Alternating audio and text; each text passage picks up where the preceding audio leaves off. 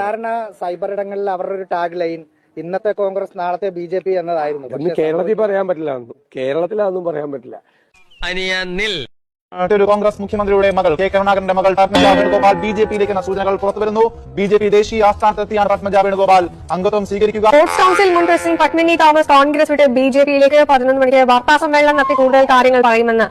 കോൺഗ്രസിനെ ഞെട്ടിച്ച് AICC മുൻ വക്താവും മലയാളിയുമായ Tom വടക്കൻ BJPയിൽ ചേർന്നു. ചെയർമാൻ KS രാധാകൃഷ്ണൻ BJPയിൽ ചേർന്നു. ഡൽഹിയിൽ വെച്ച് അമിത്ഷായിൽ നിന്ന് അംഗത്വം സ്വീകരിച്ചു. ആലപ്പുഴയിൽ BJPയുടെ സ്ഥാനാർത്ഥിയാകുമെന്നാണ് സൂചന.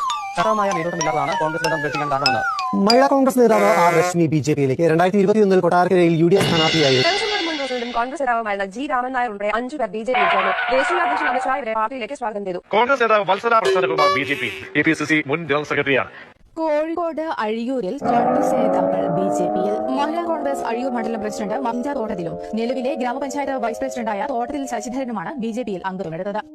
അഴിഞ്ഞേരമ്പ് മുറിച്ച് ആത്മഹത്യക്ക് ശ്രമിച്ച് കോഴിക്കോട് നഗരസഭയിൽ മത്സരിച്ച കോൺഗ്രസ് വനിതാ കൌൺസിലർ ഒടുവിൽ BJPയിൽ ചേർന്നു. കോൺഗ്രസ് നേതാവ് AK ആന്റണിയുടെ മകൻ അനിൽ ആന്റണി BJPയിലേക്ക് ഇന്ന് ഔദ്യോഗിക അംഗത്വം സ്വീകരിക്കും. കണ്ണൂരിലെ മുൻ കോൺഗ്രസ് നേതാവ് C. രഘുനാഥ് BJPയിൽ ചേർന്നു. ധർമ്മടത്ത് പിണറായി വിജയനെതിരെ UDF സ്ഥാനാർത്ഥിയായി C. രഘുനാഥ് മത്സരിച്ചിരുന്നു.